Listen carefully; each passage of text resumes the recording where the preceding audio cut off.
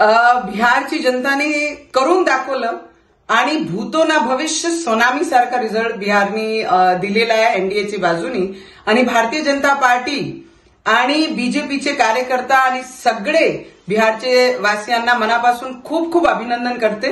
त्यांनी दाखवून दिलं आहे की देशाबद्दल असणारे प्रेम आणि देशाबद्दल असणारी जे इमानदारी आहे त्याच्या बाजूनी बिहारची जनता आणि या देशाची जनता त्यांच्या मागे राहणार आहे आणि ते रिझल्ट त्यांनी दिलेला आहे. पण काँग्रेसियांना आणि काँग्रेसवासियांना आणि जे उद्धव ठाकरेजी आहे महाराष्ट्रामध्ये जी ईव्हीएमचे रोने रोत आहे, मोर्चे काढताय, मंचावर जात आहे, भाषणं करतात आहे, त्यांना माझी एकच सल्ला आहे की बिहारमध्ये पाहून घ्या की काँग्रेसची कशी परिस्थिती झालेली आहे.